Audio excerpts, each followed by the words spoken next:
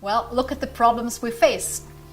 As mentioned, a centrally planned Brussels that is organizing everything, overregulation, no economic growth, a labor market that is completely, or labor laws that are completely out of reality, that doesn't work, that do not work. And we have a migration crisis that obviously also is a big issue with many countries. And we have delegated many things to Brussels without thinking whether this is correct or not. So Europe faces three big issues right now.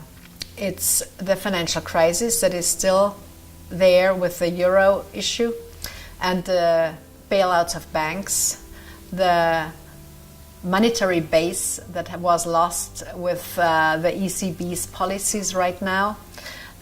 In other words, QE, quantitative easing, one thing. The second thing that we face is the security crisis that we see as a consequence of terrorist attacks where people don't feel safe any longer. And the third thing is the migration crisis.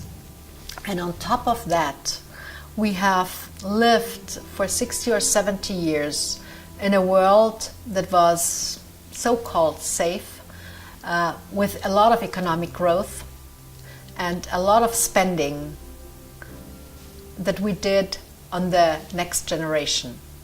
We borrowed from the next generation with our pension system, with our social security system. In other words, the European welfare state is a huge problem.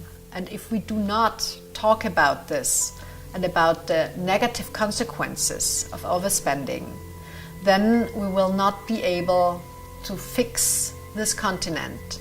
And Brexit is just only one symptom of it.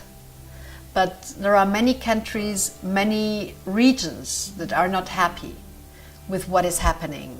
Actually, I should say many individuals who are not happy with what is happening. And the roadshow is also one tool to make people aware of the real values that we share in Europe.